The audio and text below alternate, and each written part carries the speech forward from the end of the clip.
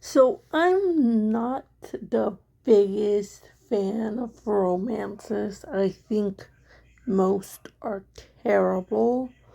And the reason why, as I've explained, if you've watched my Why Adrian is Objectively Bad video, is they focus too much on the romance. I know that might be confusing. Let me explain. I've said before that romances work best as side plots, as something lifted by the story instead of something that lifts the story. And the problem that a lot of romances have is that they are the ones lifting the story instead of being lifted by the story. The conflict, the plot is about two people being in love but like not being able to be in a relationship. Conflict, two people being in love but not being able to be in a relationship. The resolution, finally getting into a relationship. They have to do unnecessary drama after unnecessary drama where it could all be solved if the people just communicated like proper adults. Like, it would at least be somewhat understandable if most romances were like about teenagers. Because I don't expect teenagers to be like the best and most mature communicators. I sort of expect their feelings or like immaturity and stuff. Like, not to talk down on teenagers, but like, let's be honest, a lot of teenagers are immature. To like get in the way of their relationship, and to a teenager who's like been living like a very comfortable life, like, yeah, obviously ending your relationship might feel like the end of the world. But so many romances are about adults who like feel like they've never talked to like a person in their lives. Got a TikTok notification. And that's so annoying. So I decided to make a list of how a romance can be written, especially because maybe it's because I've been hearing too many webtoons, and like I just finished reading one like not that long ago. I feel like that I wanted to make this video. So let's start off with number 1, physical attraction. While this isn't necessarily the most important part of the romance, it does help make a romance more believable when both characters are interested in the type of people you're trying to set each other up with, each of them with. Like, so many webtoons, I feel like, and sometimes just even romance stories in general. Sometimes, not always. They make either one or both of the characters like not interested in romance. So either the main girl will not be interested in romance, the main guy will not be interested in romance, or they won't be interested in each other. And that makes romance unbelievable at best and laughable at worst. while not necessarily being the best example of well-written romance, I would say Lois Lane and Clark Kent from My Adventures with Superman can take the physical attraction thing from it, because it's very obvious in the story that they find each other physically attractive. Okay, so second, desire for intimacy. This can be both physical and emotional intimacy, like wanting to get to know someone better.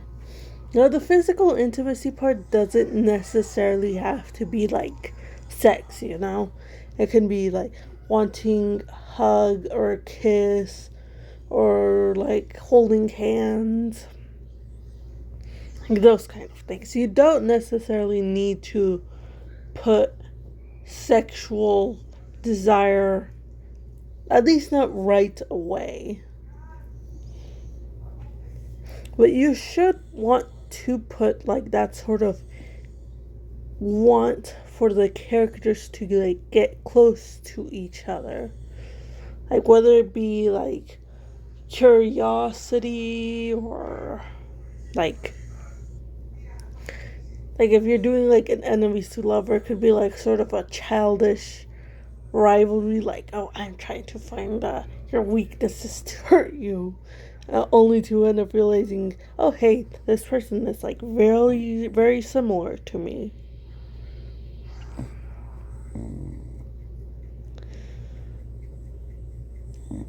That would be good. Basically, what I'm saying is, you want the characters to actually want to know each other.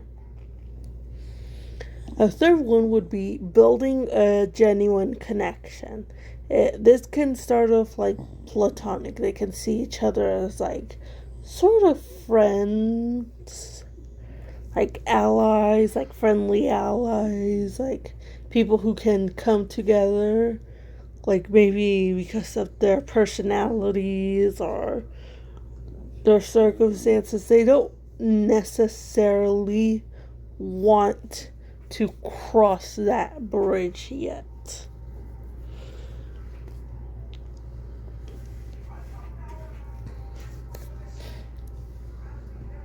And building a genuine connection between the two of them would help strengthen the... Oh, goodness, that I did not mean to do that. Would help strengthen the romance, because it would actually feel earned instead of something that came out of nowhere because your story is labeled a romance. And that leads me to the fourth point, chemistry. Now, chemistry can be a little hard to write, but I'm just gonna make it simple. Make two people that are just friends. They're just chill with each other. They talk about whatever. Sometimes they argue. They need to have these flowing bits, not just awkward, clumsily delivered dialogue after awkward, clumsily delivered dialogue about how much they love each other, because that's not really believable, especially when they don't know how to interact with each other. They're interacting like people who just met. Just keep things simple. Of course, if you want to go deeper into chemistry, just make them have natural moments where they are physically and emotionally in tune. Maybe something tragic just happened to one of the characters, and the other character hugs them as the character who experienced the tragedy sobs into their chest. Nothing spectacular, but something that is very strong and shows that both characters know what the other character needs and is willing to provide it.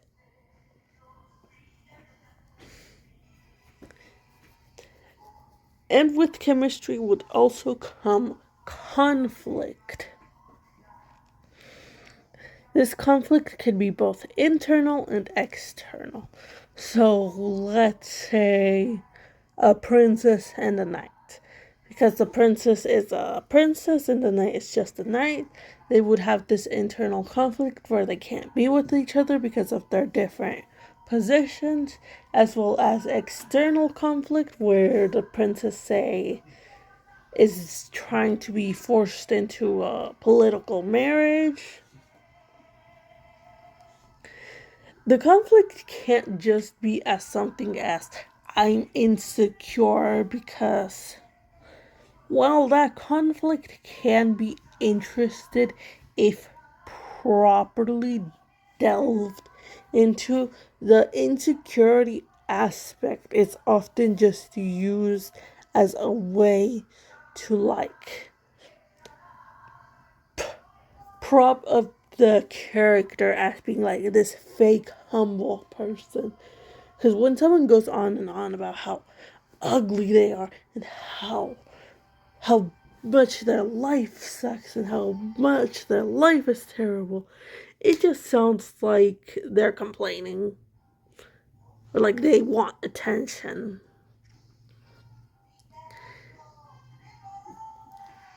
And it doesn't really lead to anywhere aside from the main guy telling, or the main girl telling the lead that they're perfect and great and beautiful and wonderful and that they don't need to change because they're fine just the way they are.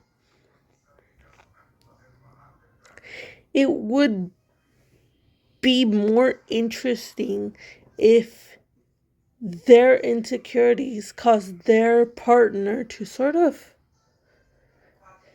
start distancing themselves, being like, I've done my best to try to lift you up, and I can only do so much. You need to learn to resolve your issues yourself instead of making me carry all of your issues. And it could lead to actual genuine growth, which it leads me to my next point: growth. Both characters need to grow from the relationship, whether it be growing together or growing separately. It makes no sense to put your character together and have no effect on their lives. They don't change their personality, they don't change their mindset, they're just dating. It's kind of like having a roommate at that point. Just say you're roommates, man. Why are you saying your wife and husband when you're basically just roommates? Of course, relationships should also have impact on the plot or vice versa. So because of something that happens in the plot, it makes tension within the relationship, or because of the relationship, it makes the plot have greater conflict. You want this to actually be a story and not just these two people meet and fall in love and get together and have children. And there's some drama in between, but that doesn't matter because they live happily ever after the end.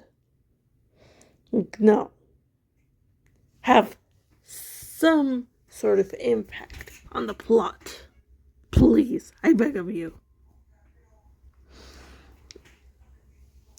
in the resolution, which could be them being together, them being friends, them being enemies, them resolving